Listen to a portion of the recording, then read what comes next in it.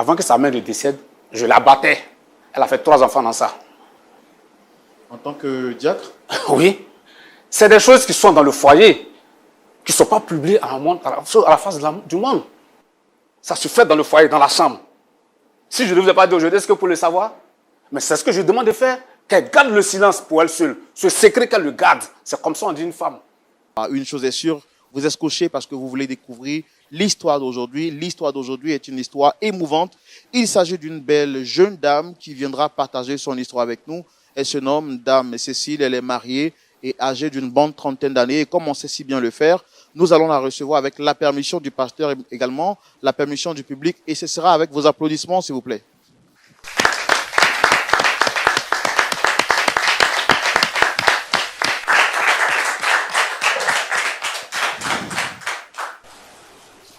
Shalom à vous, Dame Cécile. Shalom, frère Florent. Vous allez bien? Oui, un peu de ça. Je ne suis pas trop sûr. Vous m'avez un peu l'air contrarié, oui, avec un visage fermé. Oui, ça ne va pas. Ça ne va pas. Ben, je suis sûr qu'avant que vous ne quittiez ici, le Seigneur va vous faire grâce. Déjà, je voudrais que vous sachiez que vous êtes ici chez vous à la maison et nous sommes très heureux de vous recevoir sur le plateau de Point d'Accord. Oui. Je suis le frère Roland, vous me connaissez déjà. En face, vous avez le pasteur Jean-Yves Tchoumou et des frères et sœurs dans la foi qui sont là pour écouter votre histoire religieusement, pas dans le but de vous juger, encore moins de juger la personne que vous souhaitez rencontrer, mais surtout écouter votre histoire et en tirer des leçons. Donc, je voudrais que vous puissiez vous sentir à l'aise chez vous à la maison et puis on va échanger comme si vous parliez à un frère, d'accord? Ok, je rappelle rapidement que vous êtes Dame Cécile, oui, et vous êtes âgée d'une bonne trentaine d'années. Vous êtes mariée, ça se voit avec votre alliance au doigt, et chrétienne, c'est bien cela? Oui, oui. Ça fait combien de temps que vous êtes convertie au Seigneur? Ça fait 7 ans. 5 ans? 7 ans. 7 ans? Oui. D'accord. Et quelles sont les raisons qui, je veux dire, quelle est la personne que vous souhaitez rencontrer sur le plateau aujourd'hui? Aujourd'hui, je souhaite rencontrer mon père. Parce que ça ne va pas en plus de moi. Donc vraiment, je suis là aujourd'hui pour que vous m'aidiez vraiment à parler à mon père. D'accord. Ça ne va pas. Est-ce qu'avant d'arriver ici, vous avez entrepris d'autres démarches? Est-ce que vous avez déjà parlé en privé à votre père par rapport à ce que vous voulez lui dire aujourd'hui? Oui, plusieurs fois. On a parlé à mon père et il ne veut pas entendre raison. Donc, j'ai décidé de venir sur ce plateau, vraiment, pour vous en parler, pour que vous puissiez m'aider. Vraiment, ça ne va pas. Je souffre, monsieur. Ça ne va pas. D'accord. Et comment est-ce que vous avez entendu parler de l'émission Point d'Accord? Bon, moi, j'ai pour habitude de suivre LMTV. Essayez de parler plus fort, s'il vous plaît. J'ai pour habitude de regarder l'émission tout le temps. Et quand j'ai vu des histoires en côté, vraiment, ça m'a donné le courage de venir parler de mon histoire aussi. Et c'est dans ce contexte-là que je suis là aujourd'hui. Je rappelle que vous n'êtes pas ici pour exposer votre père, non. Mais surtout pour qu'on vous aide à trouver une solution. Oui, c'est ça. Alors, pour comprendre quel est le problème que vous vivez et qu'est-ce que vous souhaitez nous dire, on va le faire dans notre rubrique, le grand déballage, et c'est maintenant. D'accord. Nous revenons à vous. Oui. Comme j'ai pour habitude de le faire, je vais vous donner la parole sans vous interrompre. D'accord. Parce que je ne voudrais pas que vous puissiez perdre le fil de votre histoire. Donc, je vais vous donner la parole. Vous allez vous exprimer librement. Okay. Par contre, avec votre permission, s'il m'arrive de ne pas comprendre certaines parties de votre histoire, je vais juste vous interrompre, vous poser quelques questions pour que je puisse vraiment comprendre l'histoire avec le pasteur Tchoumou. Et à la fin de votre récit, le pasteur Tchoumou va vous donner des conseils. Et notre objectif, c'est qu'un point d'accord soit vraiment trouvé ici aujourd'hui. Ok. Allez-y, vous avez la parole. D'abord, j'aimerais vous remercier de me donner l'opportunité d'être là en ce jour pour parler de mon problème. Vraiment, ça ne va pas. C'est dur. Je vois que vous êtes vraiment sous le choc et vous êtes vraiment sous le poids de l'émotion. Mais essayez de parler un peu plus fort. Ok. Parce que le pasteur Tchoumou veut entendre ce que vous avez à dire et par la suite, il pourra donc vous conseiller. Ok? Donc faites l'effort de parler plus fort. On va faire un petit exercice. Vous allez respirer à fond. C'est bon? Oui. Allez-y. D'abord, j'étais avec mon petit ami. Et je veux signifier que je suis chrétienne. Et mon ami aussi, il est bien aussi chrétien. Mais on n'est pas de la même communauté. Et lorsque lui et moi se fréquentait, je lui ai dit que j'allais le présenter à mon père. Et c'est comme ça que je l'ai envoyé à mon père. J'ai fait les présentations. Mon père m'a dit, c'est bien beau, mais il n'est pas de ta communauté. Je lui ai dit, mais pourquoi? Du moment qu'il est chrétien, là, c'est déjà bon. Il m'a dit non, que ton mari doit être dans la même communauté que toi. Et vraiment, ça m'a fait mal. Mon chéri aussi, il n'a pas aimé. Vraiment, il n'était pas content. Et il est rentré chez lui. J'ai eu mal, j'ai insisté. Ah papa, c'est lui que j'aime. Je ne peux pas prendre une autre personne. Je suis avec lui depuis longtemps et j'ai décidé de te le présenter. Tu me fais ça. Il m'a dit non. Ton mari doit être dans la même communauté que toi. Je dis, ah papa, j'ai essayé de négocier avec lui, parler et tout. Mais il n'a pas voulu. Et par respect pour lui, j'ai accepté ses conditions. Et c'est comme ça qu'il m'a présenté le fils du pasteur. Et vraiment, je n'aimais pas ce monsieur-là. Mais il m'a dit... Alors, si je comprends bien, vous êtes en train de nous dire que vous étiez en cheminement avec un frère que vous aimez, mais votre père n'a pas souhaité que vous soyez avec ce dernier parce que vous n'étiez pas de la même église que ce dernier. Oui. Et donc, il vous a fait une présentation, il vous a présenté à quelqu'un d'autre qui est... Le fils du pasteur de la communauté où on était. Le fils du pasteur de la communauté où vous êtes. Oui, oui. Vous priez dans la même église que votre père? Oui, oui. D'accord. Il est diacre même dans la communauté. Ok. Donc, c'est comme ça, il m'a présenté le fils du pasteur. Vraiment, il n'aimait pas ce monsieur, mais mon père me disait, non, vas-y, mollo avec lui, va un peu. Avec le temps, l'amour va naître. Je dis, ah papa, comme tu sais qui j'aime, il dit, ma fille, un peu, ça va aller. Et bon, c'est mon papa, j'ai décidé d'accepter puisque ma mère n'est plus. Et quelles sont les raisons qu'il avançait pour que vous puissiez forcément marier quelqu'un de la même communauté que vous? Bon, il a dit que si il acceptait mon autre ami là, et que moi je me mariais avec lui, que je partais dans sa communauté, ça n'allait pas être intéressant parce que moi, depuis petite, je suis dans cette communauté, j'ai reçu l'enseignement. Et avant encore l'enseignement d'une autre communauté, ça ne colle pas. Donc, il m'a dit qu'il ne voulait pas de ça. C'est ce côté-là même qui a fait qu'il a refusé. Donc, c'était un souci, en fait, par rapport à l'enseignement que vous allez recevoir. À l'enseignement, voilà, des différentes communautés. En fait, il avait peur qu'en allant dans une autre communauté, vous receviez des enseignements qui soient différents. C'est ça, monsieur. Par rapport à ce que vous avez reçu. Donc, c'est comme ça. Moi et l'autre, le fils du pasteur, on a commencé à cheminer. Essayez de parler plus fort, s'il vous plaît. Moi et le fils du pasteur, on a commencé à cheminer et tout. J'ai dit à mon père que, ah, papa, l'amour, vraiment, je ne ressens rien pour ce dernier-là. Il faudrait qu'on soit réaliste. Il dit non. Avec le temps, l'amour va venir. Et on a commencé à cheminer et tout. Et on a fini par se marier. Après le mariage, en notre lune de miel, tu constates que mon mari, il dort. J'ai dit, mais chérie, c'est notre lune de miel, mais qu'est-ce qu'il y a? Il me dit qu'il est fatigué. Donc là, tout de suite, je l'ai compris. Parce que je me dis, bon, c'est la fatigue, on a beaucoup tourné, tout ça. Moi, j'ai dit, j'ai compris. Et tout. Après ça, étant à la maison, dans le foyer, au bout d'une semaine, je constate que mon mari ne me touche pas.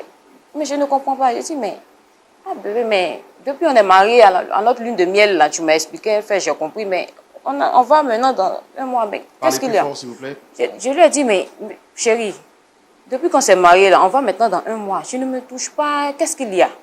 Il dit, non, je suis fatiguée, le boulot, vraiment, je suis submergée, donne-moi du temps. Et en tant qu'une bonne femme et chrétienne, j'ai compris cela. Mais je voyais que ça persistait. Et j'ai décidé d'aller en parler à mon père. Et quand j'ai fait recours à mon père, je lui ai dit, ah papa, vraiment, le foyer où tu m'as envoyé là, ça ne va pas. Hein. Mon père me dit, il se met à rire. Que lui là, il est puceau. Il faut le laisser comme ça. Il ne connaît pas femme. Donc vas-y, mollo avec lui. J'ai dit, ah papa, ça là, moi je ne peux pas dire. Il dit, ma fille, calme-toi. Ça va aller, il faut faire un peu. J'ai dit, ok. Je retourne dans le foyer et les mêmes trucs se répètent. Et 6 mois après, j'ai trouvé ça bizarre. J'ai dit, mais chérie, ce qui ne va pas, il faudrait qu'on aille à l'hôpital pour voir, pour en savoir plus. Qu'est-ce qui ne va pas à ton niveau? Et lorsque j'ai évoqué ce propos-là, il m'a battu. Il me frappait. Il marche dans mon ventre.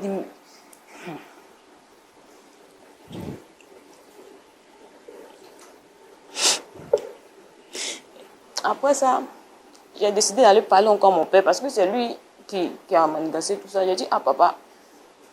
Peut-être qu'il faut de parler un peu plus fort, vraiment, c'est pas facile. Je suis allée voir mon papa encore pour lui dire, papa, tu m'as dit que, mon mari, tu m'as dit que d'aller doucement à lui, mais il me frappe. Vraiment, il est violent envers moi. Et en plus, il est puceau. Mon père dit, il faut te calmer. J'ai dit, mais papa, depuis, ça fait 6 mois maintenant, il ne m'a pas encore touché depuis que nous sommes mariés. Mon père dit, non, il faut laisser ça, ça va aller. J'ai dit, non, maintenant je lui dis d'aller à l'hôpital, il me dit, il me frappe, il s'énerve et tout. Donc moi, je ne comprends pas. Est-ce qu'en dehors de votre père, vous avez essayé de parler de cela à quelqu'un d'autre? Non, non, non, non. C'est à mon père seulement que je parlais, puisque c'est lui qui m'a mis en contact avec ce dernier-là. Donc, pour le moment, je n'ai pas encore dit à quelqu'un d'autre, à part mon père. Et aujourd'hui, sur ce plateau, j'en parle tout le temps à mon père. Il me dit, il faut te calmer, calme-toi, on va prier. Nous sommes chrétiens. Tout ça là. Et il m'a dit de ne pas sortir l'affaire. Parce que ça peut mettre l'image du pasteur. Ça peut salir l'image du pasteur et lui aussi qui est diacre dans la communauté. Donc il m'a dit vraiment de ne pas sortir l'histoire. Mais j'en avais marre. Je ne savais pas à qui parler. Il m'a dit de ne pas en parler à quelqu'un. C'est à lui ce que je parlais. Et lui aussi, il ne trouvait pas des solutions. C'est pour ça aujourd'hui, là, j'ai décidé de venir parler sur ce plateau, vraiment, de m'aider avec mon père. Parce que je souffre. Ce foyer-là, je veux sortir de ce foyer-là. Je vis l'enfer. Ça ne va pas. Alors, vous avez dit au début de votre échange que vous êtes chrétienne. Oui. Est-ce que quand votre père était en train de vous forcer à entrer dans ce mariage, est-ce que vous avez essayé de faire écho à d'autres personnes pour lui faire savoir que vous ne voulez pas entrer dans ce mariage? Non. Ma maman a décidé lorsque j'étais toute jeune. Donc, c'est avec mon père que j'ai grandi. Donc, et j'ai pas compris, essayez de je parler dis plus que fort. j'ai perdu ma mère lorsque j'étais toute jeune. Donc, c'est avec mon père que je faisais tout, pratiquement tout. Donc, je n'ai pas en parlé à quelqu'un d'autre. Et vous avez accepté ce mariage malgré vous pour faire plaisir à votre père? Oui. J'ai accepté parce que j'ai vraiment du grand respect pour mon père. J'ai accepté pour ça. Et aujourd'hui, qu'est-ce que vous souhaitez que nous on fasse pour vous? Parce que là, vous êtes déjà marié, vous venez sur un plateau pour nous dire que vous n'êtes pas heureuse. Qu'est-ce que vous souhaitez exactement? Bon, j'aimerais que vous m'aidiez à parler à mon père pour qu'il puisse me comprendre, pour qu'il sache que vraiment je souffre dans ce foyer-là. Vraiment, ça ne va pas. Les gens, même au quartier, en parlent. Ça fait bientôt 2 ans, ils sont mariés, on ne voit pas d'enfants. Messieurs-là même. Est-ce que la femme-là, est-ce que le monsieur-là, ça parle et tout. Donc, moi, tout ça, ça me fatigue. Et puis, il me frappe, tout ça. Bon, je ne comprends pas. Qu'est-ce que j'ai dit de mal? Et puis, il me frappe. Enfin, je veux dire, qu'est-ce qui le motive à vous frapper? Quand je lui dis, on doit aller voir un médecin, parce qu'il doit avoir un problème à son niveau. Depuis bien longtemps, il ne me touche pas. Mais qu'est-ce qu'il ne va pas, puis il ne me touche pas? Souvent, même, j'essaie de me jeter sur lui-même, mais il me repousse. Je dis, mais mariage là, c'est bon. La prière est bonne, on va prier. Mais après prière là, il y a autre chose. Nous sommes mariés là, c'est pour avoir des enfants. Mais pas que seulement venir faire les prières et tout. Et quand je lui dis ça, ça l'énerve encore plus. Il me bat, il marche dans mon ventre, il me jette même de la chambre, il ferme la chambre. Il est tout le temps nerveux, je ne sais pas. Je parle à mon père aussi, il me dit de patienter. Non, moi je ne peux pas. Je n'arrive plus à surmonter ça, monsieur. C'est pour ça que je suis là. Aidez-moi à parler à mon père, s'il vous plaît. D'accord. Je pense qu'on a compris votre requête. Et tout à l'heure, on va faire appel à votre père. Mais avant, je vais me permettre de faire rapidement le résumé au pasteur Jean-Yves Tchoumou et à l'assistance. Pasteur, nous avons aujourd'hui la sœur Cécile qui dit qu'elle était amoureuse d'un frère en question, mais qui n'était pas de la même église qu'elle. Son père, diacre dans une église où elle prie, a bien voulu qu'elle puisse marier le fils du pasteur. N'étant pas amoureuse, elle a tout fait pour convaincre son père que ce choix n'était pas le meilleur. Quelque temps après, son père a fini donc par la convaincre à accepter ce dernier et le mariage a été célébré. 2 mois, 3 mois, 4 mois plus tard, ce dernier ne la touche pas. Et quand elle lui demande de se rendre à l'hôpital pour essayer de voir ce qui ne va pas, celui-ci se met à la battre. Fatiguée de la situation, elle consulte son père pour lui dire qu'elle n'en peut plus. Et son père en question lui demande de garder le silence pour protéger son honneur en tant que diacre, mais également l'honneur de la famille pastorale, parce que pour lui, ce serait jeter un affront à la famille pastorale en disant que le fils du pasteur est impuissant. Victime de cette situation, ne sachant plus à qui se vouer, elle décide donc de venir sur le plateau de Point d'accord pour qu'on puisse l'aider. Est-ce qu'on peut recevoir, avec votre permission, son père? Oui, bien sûr. Public, merci de recevoir son père en question sous vos applaudissements.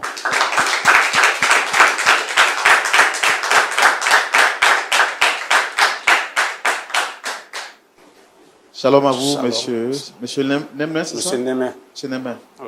Installez-vous. Vous allez bien? Oui, je vais bien. En tout cas, très heureux de vous avoir sur le plateau. Merci. Merci également d'avoir répondu à notre invitation. Merci. Je sais que vous étiez vraiment occupé. Très Vous occupé. avez fait quand même cet effort sur vous-même. Oui. Alors, je suis le frère Roland, présentateur de l'émission Point d'accord. En face, vous avez le pasteur Jean-Yves Tchoumo et des frères et sœurs dans la foi. Oui. Je rappelle, vous êtes monsieur Nemen. Monsieur Nemen. Et vous êtes Diacre. Vous êtes diacre au sein de votre assemblée. Oui. Vous avez été sollicité sur le plateau par cette dame juste en face de nous. Et comme je le fais pour toutes les personnes qui passent ici, je voudrais vous demander, est-ce que vous la reconnaissez? Oui, je la reconnais, c'est ma fille Cécile. Ils sont 3, 2 garçons et une fille. Elle est ma seule fille surtout. Sa mère est décédée quand elle avait 9 ans, je pense bien. Donc, je suis en charge de son éducation jusqu'à aujourd'hui. Il n'y a pas de souci. Et à l'église, au sein de l'église, votre mission de diacre, ça se passe bien? Oui, avec le soutien de Dieu, avec son aide, tout se passe bien. Il me donne les mots justes pour pouvoir satisfaire tout ce qui vient me demander des conseils. Et ça va, je ne me plains pas. Dieu merci, ça va. Avec votre fille unique, est-ce que tout va bien? Très bien, à merveille. Ah, papa. Je vous dis que ça fait, elle avait 9 ans quand sa maman m'a quitté. Donc tout va bien. Ah, papa, toi, Elle a tu sais. grandi Tu dans sais l'éducation ce qui ne va chrétienne. pas, non? Donc je ne sais pas, qu'est-ce qu'il va me dire, qu'est-ce qui ne va pas? Ah, papa, toi aussi. Ok, donc explique-moi, qu'est-ce qui ne va pas? Ah, tu sais, pour le problème Cécile, que je t'ai expliqué explique-moi, là. qu'est-ce qui ne va pas? Papa, il dit ça ne va pas dans mon foyer. Explique qu'est-ce qui ne va pas dans ton foyer. Je ne sais pas. Explique-moi. Monsieur, vous allez lui dire d'arrêter ses larmes de crocodile. Je n'aime pas. Je viens de très loin et j'étais très occupé. Elle ne va pas venir faire perdre mon temps avec ses pleurs. Qu'elle arrête et puis qu'elle m'explique ce qui ne va pas. Papa, mon mari me bat. Il me bat. Il est très violent. Peut-être En qu'elle plus, vous a... il est... Ah bon? Elle ne vous a pas encore tout dit? Je vous ai dit que je suis Il est diacre. impuissant, papa. Je te l'ai dit. Non, l'impuissance d'un garçon peut venir de son stress. Ça, je te dis aussi. Il peut être stressé. Ça arrive, le stress, ça Je ne arrive. suis pas heureuse, papa. Je vis l'enfer. Tu sais pas. Tu sais la place que j'occupe à l'église? Est-ce que tu sais un peu la place que j'occupe à l'église? Papa, À à cause celui de que tu ta as marié, place- est-ce que tu sais qui c'est? Un enfant que tout le monde souhaite avoir comme fils. Papa, à cause de ton Le fils du rôle que tu pasteur. occupes en église, de vivre l'enfer. Elle a épousé le fils du Hein? pasteur Jean. Dans Un cette... enfant très poli, bien éduqué et très croyant. Un enfant très Papa, intelligent. il dit, il me bat. Il me bat. Il me frappe. Qu'est-ce que tu fais pour qu'il te bat? Depuis le mariage, il ne m'a pas encore touché jusqu'à ce que je te parle en ce moment. Ça, je t'ai parlé de ça. À cause de vois? ton rôle que tu occupes dans l'église, de souffrir, de vivre l'enfer, c'est ce que tu veux. Ok. Hein? Je vais t'expliquer quelque chose. Toi, tu parles de ton honneur. C'est ce qu'elle me dit. Elle n'est pas heureuse. Elle parle de sa joie. Moi, je suis diacre. Elle a marié le fils d'un pasteur. Donc, tu mets tout ça où? Tu veux nous mettre en face? Tu veux nous mettre devant les gens, quoi? Tu veux nous mettre la honte sur nous? Moi qui suis censé résoudre le problème de ceux qui viennent me voir. Pour ma propre fille, je n'arrive pas à résoudre. Et tu veux montrer à tout le monde? Et tu m'appelles sur un plateau TV en plus. Sur une chaîne qui passe sur le bouquet. Pour dire aux gens que le fils du pasteur est impuissant. Papa, c'est toi qui m'as Et emmené tu es ici. heureuse avec cette honte, cette humiliation que C'est tu mets toi sur qui toute m'as la emmené communauté. ici. J'essaie de te parler à tout. D'accord, d'accord. Je pense qu'on va essayer de se calmer avant de donner la parole au pasteur. Diacre Nemen, c'est bien cela? Oui, Vous avez dit que c'est votre fille unique. oui. D'après ce qu'elle nous a fait savoir ici, elle était en relation, en cheminement avec un frère qui n'était pas de la même église que vous. Oui, Et vous avez souhaité qu'elle marie le fils du pasteur. Pourquoi? ok. On ne se marie pas. On se marie aussi par rapport à l'éducation des enfants.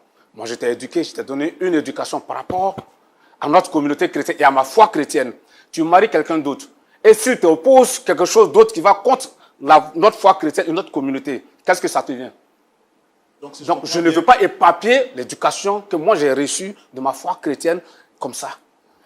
Donc pour vous, c'est un souci d'enseignement. Vous voulez que votre fille soit abreuvée à la même source que vous?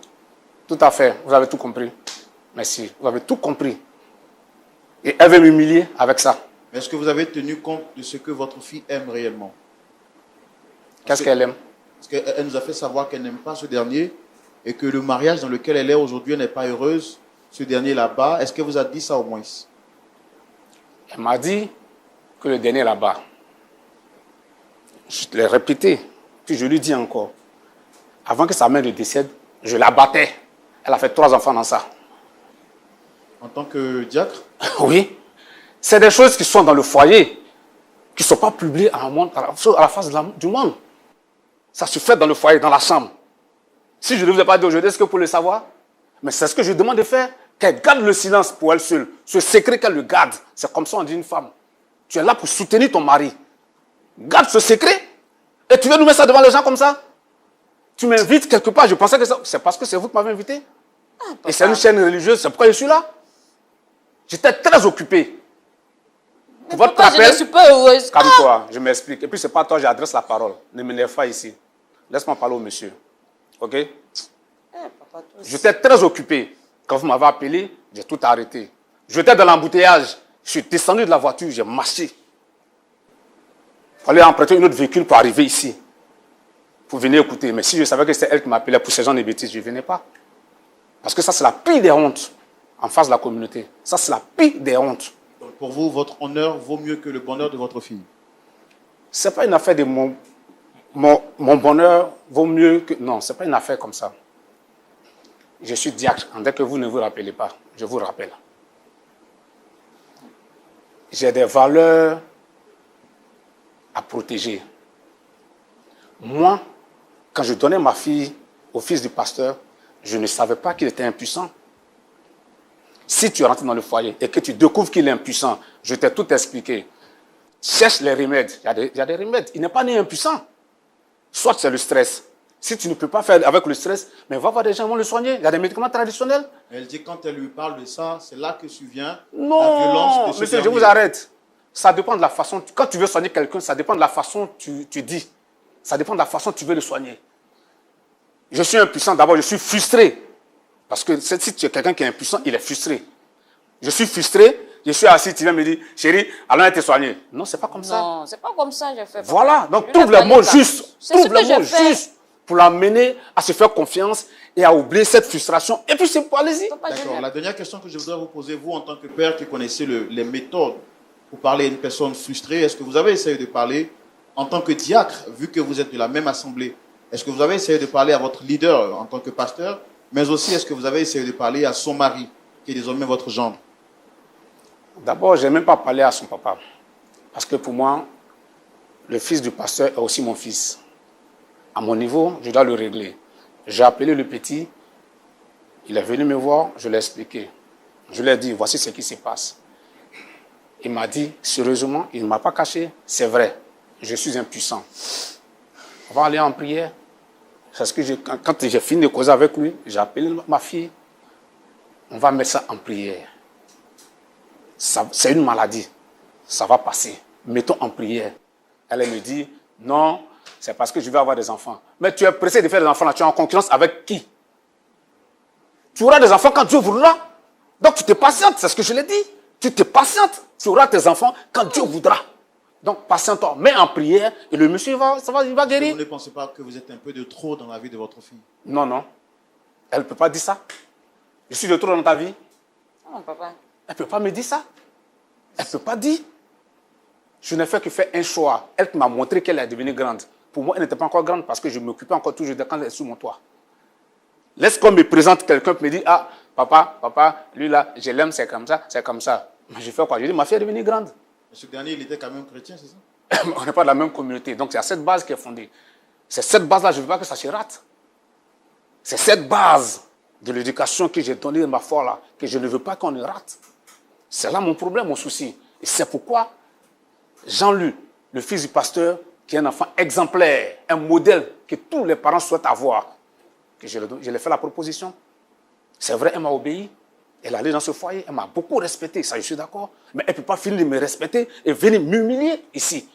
Humilier la communauté ici. Ce n'est pas normal. Ça, ce n'est pas normal.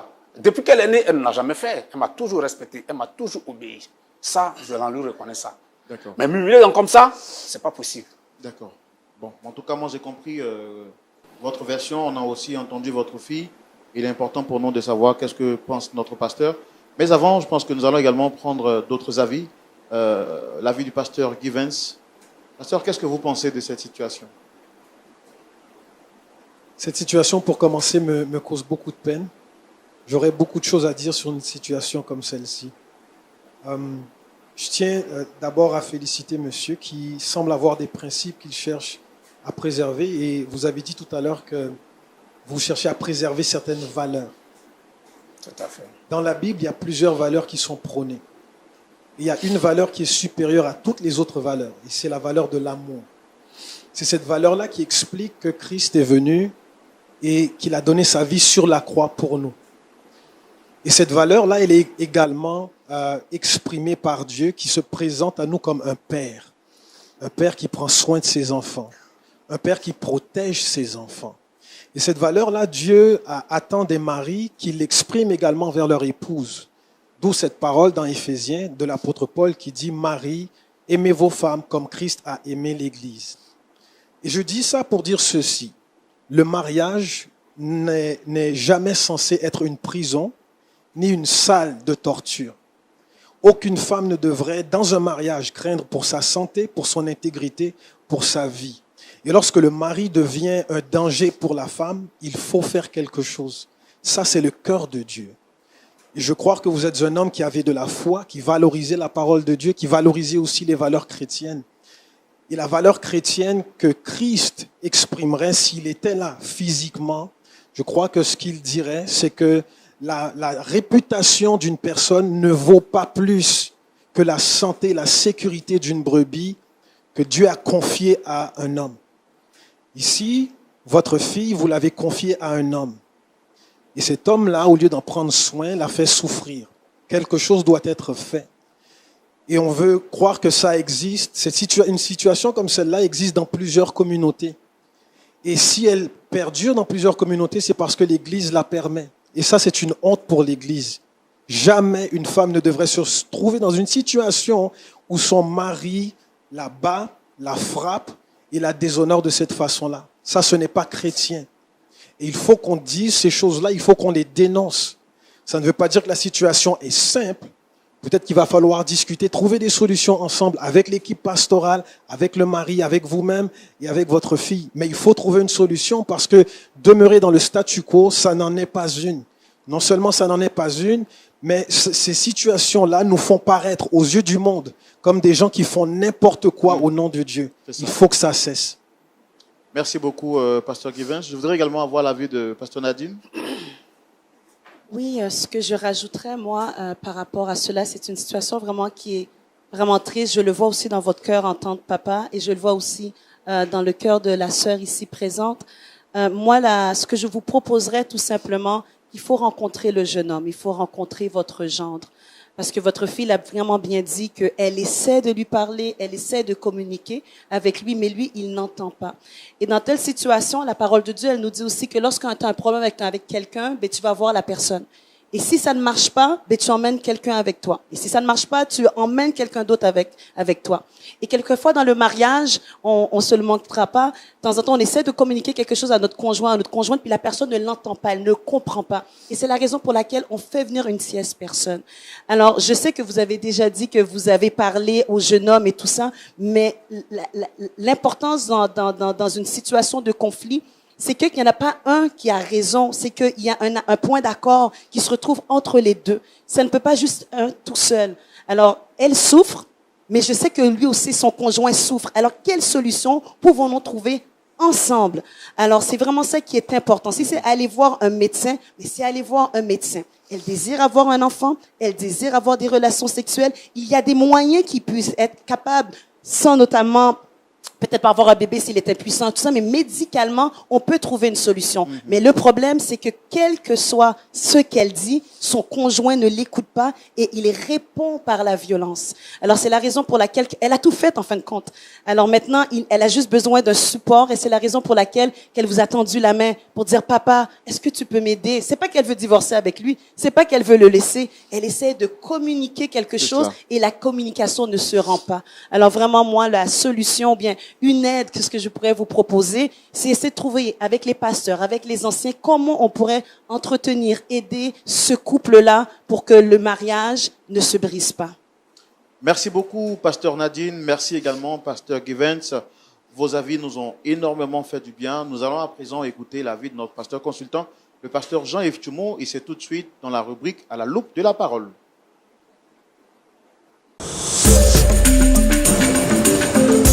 Pasteur Tchoumo. Oui, mon frère Roland. Comme on le dit chez nous en Afrique, quand on écoute une version, il faut également écouter l'autre version. Nous avons entendu la version de Dame Cécile et sur le plateau, vous avez découvert comme moi la version du pasteur, plutôt de son père, qui est un diacre au sein de l'église, qui dit pour lui, sa fille doit se charger de sa croix. Elle doit porter sa croix. Elle doit comprendre son mari. Et que lui aussi, en tant que diacre, si ce n'était pas sur ce plateau, on n'aurait jamais su que lui aussi également, il frappait sa femme. Dans le secret, personne ne l'a su. Et sa fille fait mal d'exposer à la fois toute la communauté, le pasteur, son fils, ainsi que lui-même.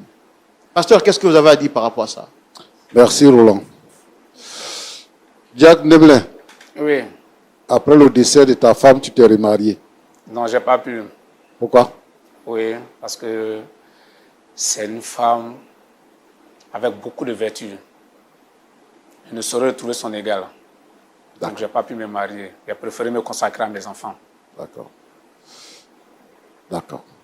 Mais pourquoi est-ce que tu battais ta femme? Qu'est-ce qui a tué ta femme? Non, elle est morte d'une maladie. Ce n'est pas de me frapper qu'en fait, qui l'ont tuée. Est-ce que ce n'est pas parce que tu la battais qu'elle est morte? Non, non. Elle était malade. Elle avait quelle maladie? Bon, vous voyez, quand je vais rentrer dans l'histoire de ma femme, ça me donne un pincement au cœur. D'accord. Donc, je souhaiterais que vous allez directement à la question que de me faire rentrer dans l'histoire de ma femme. D'accord. Merci beaucoup. Sans tout vous offenser, un pasteur. Je ne suis pas offensé. Merci beaucoup, pasteur. Est-ce que quand on bat une femme, je demande deux choses. Premièrement, battre une femme, est-ce que c'est mentionné dans la Bible? Est-ce que la Bible autorise qu'on frappe la femme, qu'on frappe son épouse, qu'on la violente? Je pose la question au diacre. Pasteur, nulle part dans la Bible il est mentionné de battre sa femme. D'accord. C'est un vice en moi. C'est mon moi. D'accord. Je me reconnais comme ça. Merci beaucoup. Ok.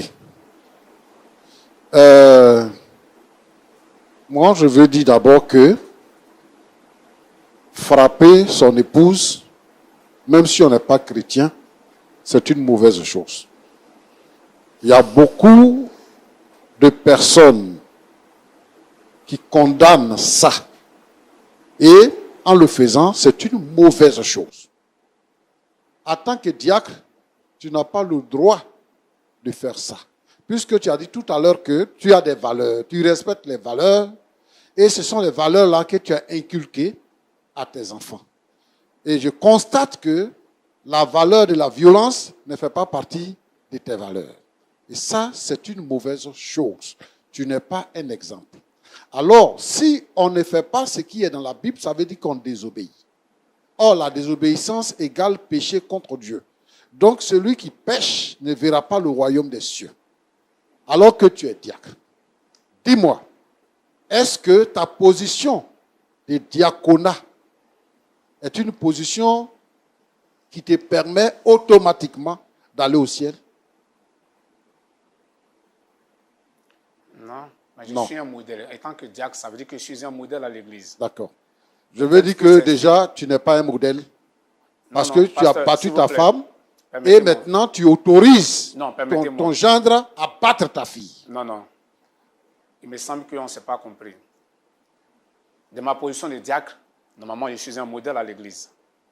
Aujourd'hui, je l'ai dit aux yeux du monde entier que je battais ma femme, c'est parce qu'elle est venue nous étaler. Sinon, ma femme l'a couvrie, elle ne l'a jamais dit à quelqu'un, même ses propres parents n'ont jamais su. C'est la colère qui m'a fait dire aujourd'hui ce qu'elle ressent là, que c'est la même chose que sa maman ressentait. Ça ne veut pas dire que c'est la même croix qu'elle doit supporter. D'accord. Voilà. Est-ce que je veux une autre réponse avant de dire ce que je pense. Est-ce que, à part votre communauté chrétienne, la communauté dans laquelle vous êtes, est-ce qu'à part cette communauté-là, il n'y a aucune autre communauté chrétienne qui a droit au ciel de gloire?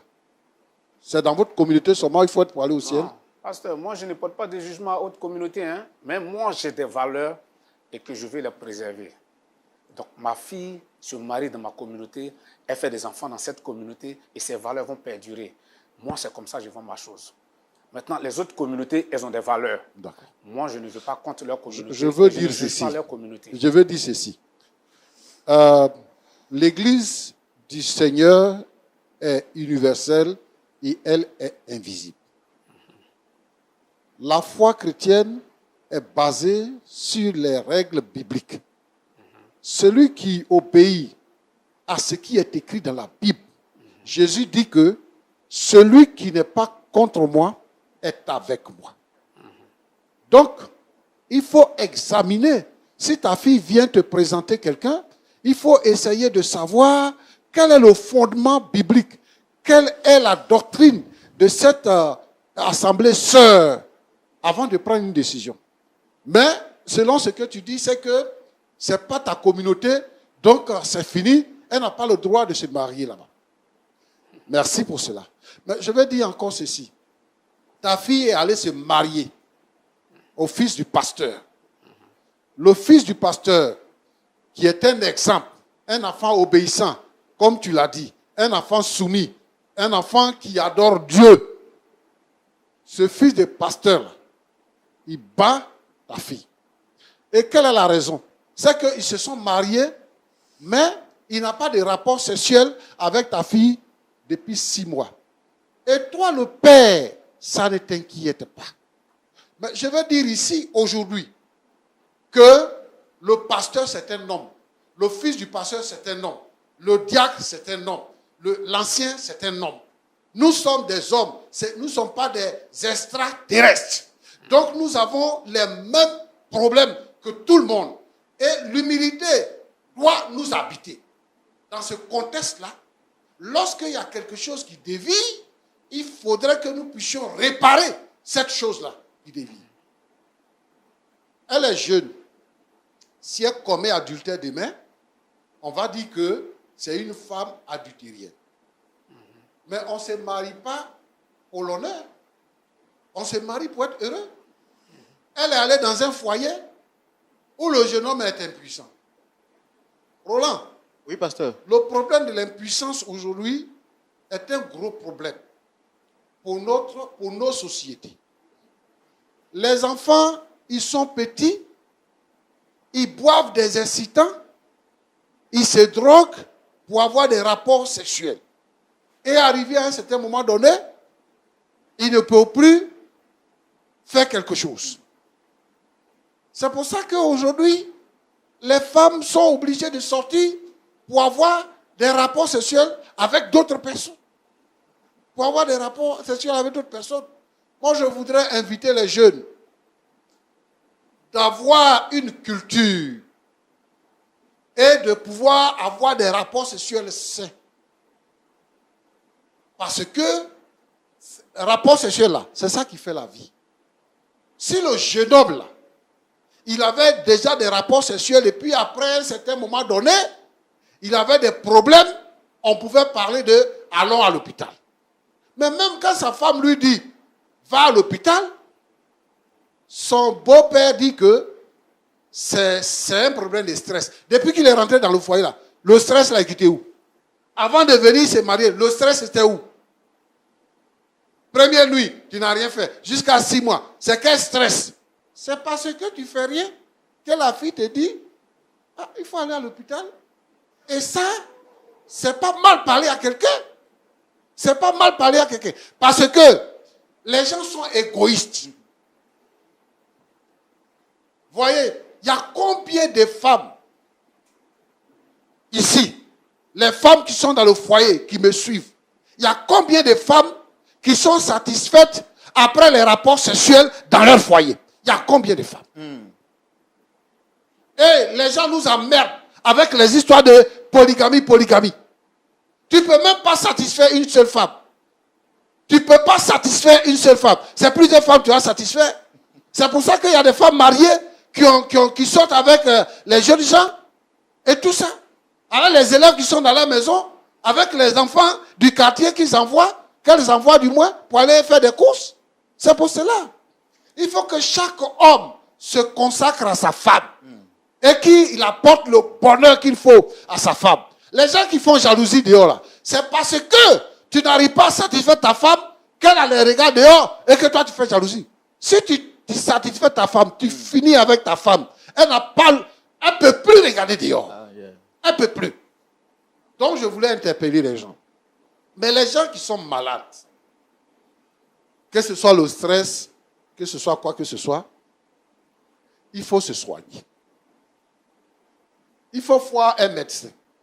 Il faut voir un sexologue pour qu'on vous dise de quoi vous souffrez. Ce n'est pas la peine d'aller prendre des produits que vous ne maîtrisez pas, qui peuvent vous enfoncer. Donc ce que je veux dire, c'est que lui, comme le pasteur Guy Vance le disait, il a mis sa fille dans une salle de torture. Il a mis sa fille dans une salle de torture. Elle a quel âge? Et puis elle ne peut pas avoir droit au rapport sexuel. Non. Il faut qu'il comprenne qu'avoir les rapports sexuels, c'est bon. C'est intéressant. Grave, elle est battue quand elle se plaint. Oui. Et quand elle se plaint de ça, on la bat. Et le père qui devait prendre sa défense, lui, il dit, non, il faut rester. Il faut rester. Il faut rester. C'est la vie que tu veux que ta fille ait, là, ça. Il y a une chose que je veux dire. Le mariage, c'est d'abord les rapports sexuels. Quand Dieu a célébré le mariage entre Adam et Ève, la Bible nous dit que Dieu les bénit et il dit, soyez féconds, multipliez-vous. Multipliez-vous, c'est quoi? C'est ça, pasteur. Donc, c'est ça. Il faut que les rapports sexuels existent. Donc, il n'a qu'à prendre son gendre pour aller le soigner. Mais moi, je ne suis pas les pasteurs. Si je suis les pasteurs, qu'on le soigne et qu'il n'y a pas de solution, on va rompre le mariage. Parce que le mariage n'a pas été consommé. Donc, c'est ce que je veux dire. Je voudrais donc encourager tous les parents à ne pas obliger les enfants à aller dans un mariage que les enfants ne veulent pas. Il ne faut pas que les parents se radicalisent. L'église, là, c'est-à-dire que le Seigneur Jésus, il nous a sauvés, il nous a délivrés. La Bible dit qu'il nous a fait passer de la mort à la vie, des ténèbres à la lumière. Il nous a sauvés pour que nous soyons heureux, pour que nous puissions jouir de la vie. Donc, il ne faut pas que les parents se radicalisent. Moi, mon église est une bonne église. Toi, ton église n'est pas une bonne église. C'est la doctrine de l'église qu'on regarde et non pas la communauté. Et donc, si elle s'était mariée, elle serait heureuse aujourd'hui. Je voudrais donc que les parents comprennent que leurs enfants ont besoin d'être heureux. Et puis, quand un enfant a tel âge de se marier, c'est lui-même qui fait son choix. Que Dieu vous bénisse. Pasteur, un mot a dit par rapport aux violences que certaines femmes pourraient subir dans les foyers. Et justement aussi un autre mot a dit par rapport aux églises ou aux pasteurs, ou je vais dire aux communautés. Parce que là, elle a fait sortir un cas vraiment très important. Elle est victime de cette prison parce que son père lui a dit il faut préserver l'honneur de notre église, mais surtout protéger l'honneur pastoral. C'est ce que je disais tout à l'heure. Le pasteur n'est pas un extraterrestre. C'est quoi on protège du pasteur? C'est le pasteur lui-même qui donne l'honneur. Si le pasteur ne pêche pas, s'il ne commet pas adultère, s'il ne vole pas, s'il ne ment pas, s'il ne rentre pas dans des choses tortueuses, il sera honoré. Ce n'est pas parce que quelqu'un dans l'église ne vit pas bien que le pasteur sera déshonoré. Les hommes sont les mêmes. Et dans toutes les églises, il y a des gens qui ne vivent pas bien. Donc, on ne peut pas associer sa vie au pasteur. Mais moi, je veux ici dire que s'il y a une sœur que son mari bat, elle n'a qu'à faire connaître ça. Les sœurs qui sont chez moi à l'église, les sœurs qui sont dans notre communauté ou dans notre fédération, s'il y a une sœur que son mari bat, elle n'a qu'à le dénoncer. Parce que ça, c'est un péché. Il y a des gens qui ont battu leur épouse et puis elles sont mortes. Ce n'est pas normal. Et donc, ça ne fait pas partie de notre culture. Ceux qui battent les femmes n'ont pas le mérite d'être élevés. Ils doivent être blâmés. Donc, j'invite ici tous les frères, de ceux peut-être qui sont conditionnés par leur éducation, qui sont conditionnés par leur éducation, quand tu parles, il dit, chez nous, c'est comme ça on fait. Chez vous, là, c'est où? Lorsque quelqu'un est en Christ, il est une nouvelle créature. Voici les choses anciennes sont passées et toutes choses sont devenues nouvelles. Nous sommes un sacerdoce royal. Nous sommes le peuple de Dieu. Et nous, notre pratique est différente de la pratique de ceux qui n'ont pas connu le Seigneur. C'est ça, pasteur. Donc, je voudrais donc inviter tous ceux qui battent leur épouse, même toutes les femmes qui ne savent pas se taire, qui savent raconter des choses dehors, toutes les femmes qui sont provocatrices dans la maison. La maison, c'est un foyer. Et c'est un foyer de paix. Là-bas, c'est là-bas qu'on trouve la joie. Si tu vas dehors, que tu as des problèmes et que tu arrives à la maison, tu dois trouver la joie dans la maison. C'est ça. Que Dieu vous bénisse. Merci beaucoup, pasteur Jean-Yves Tchoumo. Je vais rapidement prendre vos impressions en 30 secondes avant qu'on se dise au revoir. Comment vous vous sentez après les interventions du pasteur Tchoumo et des serviteurs de Dieu? Bon. Vraiment, je veux dire merci au pasteur. Essayez de parler fort. Je veux dire merci au pasteur parce que vraiment le conseil, ça m'a fortifié. Vraiment, ça m'a rendu forte et ça m'a donné de l'espoir. Et j'aimerais que mon père aussi puisse me comprendre. Il faut qu'on règle cette histoire-là. Il faut qu'on règle ce problème-là. D'accord. Donc, vous étiez en train de dire que vous êtes fortifié et que vous souhaitez vraiment que votre père également comprenne les conseils du pasteur. Pasteur, Monsieur Nemle, on va se tourner vers vous. Vous avez le mot de la fin. Après avoir écouté tout ce que les pasteurs ont dit, qu'est-ce que vous avez à dire? Oui, j'ai fait un meilleur culpa. Je me suis jugé par rapport aux dits des pasteurs. C'est vrai, j'ai fait beaucoup d'erreurs pour son éducation, de son choix, de son mari. Mais comme le pasteur a dit, on va trouver des remèdes, on va chercher à soigner le petit. Donc elle maintienne encore sa position, on va chercher à soigner le mari. Vraiment. Pasteur, je m'excuse pour toutes les erreurs commises. Effectivement, je me rends compte maintenant qu'elle était devenue un boxing club. Mais je vais faire un effort, je vais mettre fin à ça. Mais qu'elle maintienne encore sa position dans le foyer en attendant qu'on va chercher des solutions pour soigner le mari. Je vous remercie vraiment de tirer mon attention, de me faire savoir beaucoup de choses que j'avais ignorées, que j'avais peut-être laissé tomber compte tenu de mes honneurs à l'église et compte tenu de vouloir faire honneur au pasteur. Et merci de me rappeler aussi que le pasteur n'est pas un divin, c'est un être comme nous-mêmes. Vraiment, merci beaucoup. Je vous remercie. Merci à vous également pour votre humilité. Madame, merci d'être passée sur ce plateau. Sachez qu'on ne va pas vous abandonner. On continuera de vous suivre. Le pasteur Jean-Yves Tchoumo et toute l'équipe prendra attache avec votre communauté et on verra dans quelle mesure vous apportez notre soutien jusqu'à ce que vous retrouvez le sourire total et que cette beauté qui est la vôtre puisse toujours continuer à apparaître, bien entendu. Que Dieu vous bénisse. Amen. Merci d'être passé. Amen. À vous, très chers téléspectateurs, que Dieu vous bénisse abondamment. Merci d'être restés fidèles jusqu'à la fin de cette histoire.